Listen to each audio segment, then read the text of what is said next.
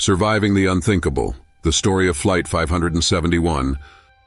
The Andes Mountains stand as a majestic yet merciless terrain, looming peaks capped with snow, frigid winds slicing through the air, and an unrelenting isolation that few could survive. On October 13, 1972, this forbidding region became the graveyard of hope for some and the testing ground for the willpower of others. Flight 571, a chartered aircraft carrying a diverse group of people, including the Uruguayan rugby team and their friends and relatives, had no chance of knowing how profoundly their journey would reshape history.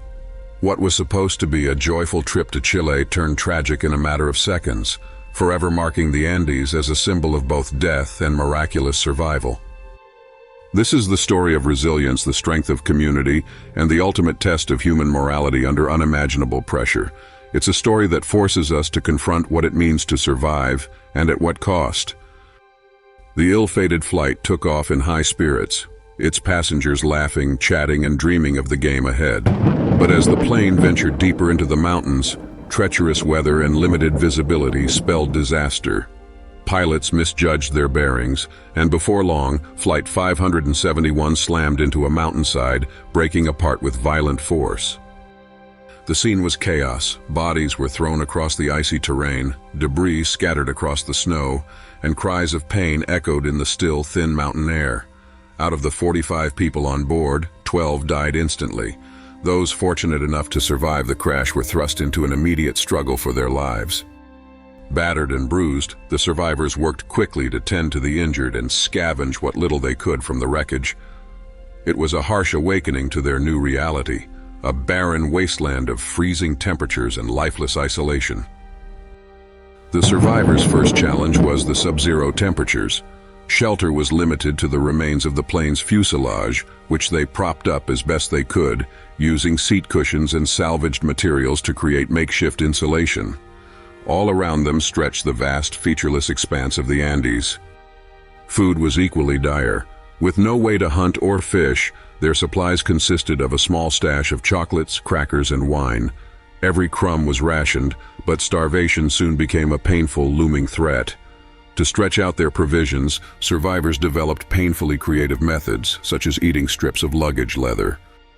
Amidst the physical challenges, the emotional toll was immense.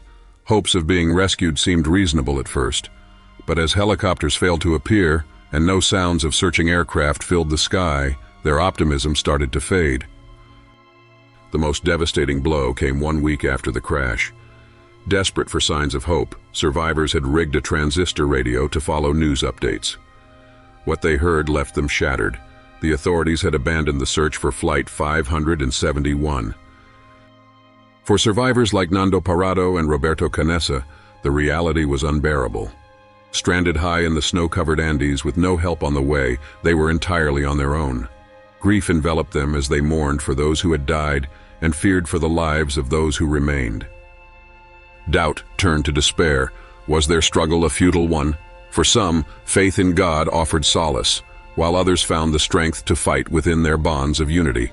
But it was clear to all, they were in a battle against time, the elements, and their own fragile spirits. As hunger clawed deeper into their beings, the survivors were forced to confront an unthinkable question. How far would they go to stay alive? Food supplies had long run out. The bitter, unrelenting cold drained their energy daily. The snow and sterile mountain environment offered no life to hunt or forage. And so, the unimaginable descended upon them, a decision to survive by consuming the flesh of the deceased. It was not a choice made lightly, nor one made by all. For many, the very idea was a wrenching betrayal of their morality and their humanity.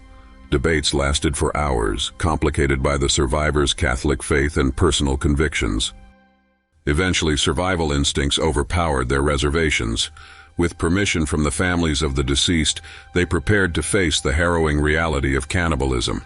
This decision, one that helped them endure weeks of starvation, created a moral burden that they carried long after their ultimate rescue.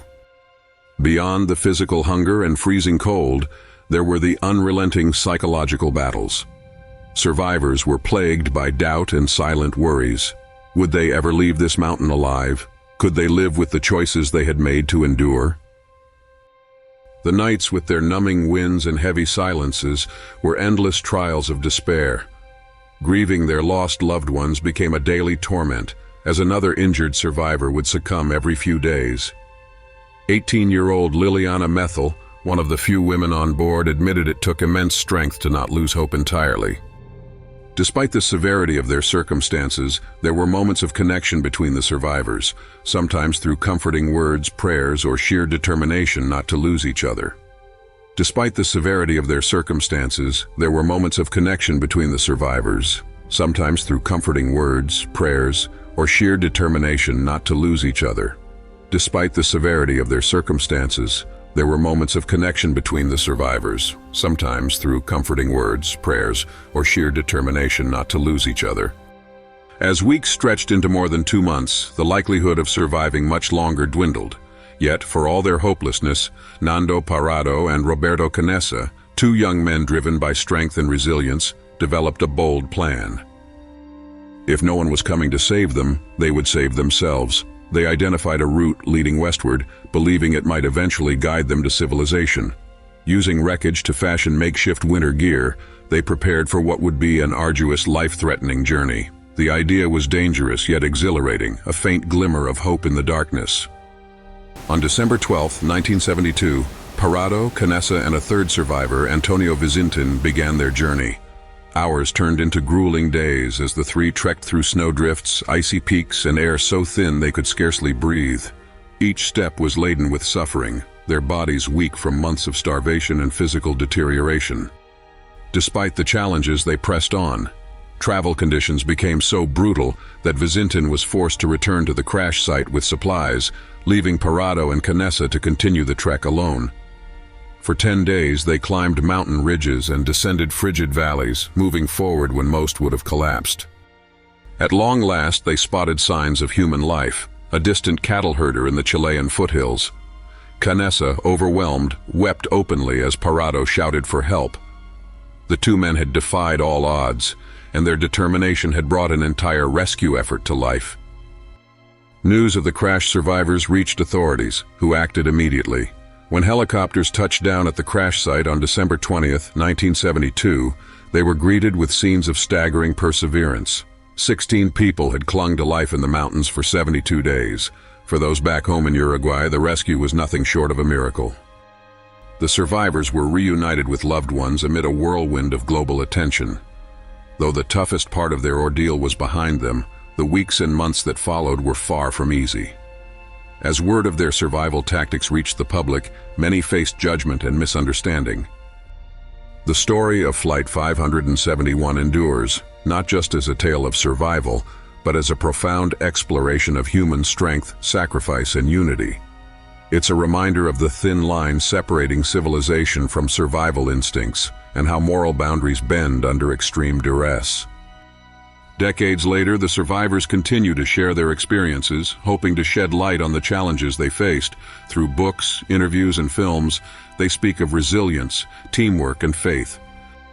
Ultimately, this is more than a story of a plane crash. It's a story of humanity, the lengths we will go to endure, the struggles that bind us together, and the hope that lingers even when all seems lost. The Andes took much from those aboard Flight 571, but it also revealed the staggering, indomitable power of the human spirit. This story of resilience and survival is a testament to the strength of the human spirit. What would you have done in their place? Share your thoughts in the comments below, and don't forget to like, subscribe, and hit the bell icon for more incredible stories like this.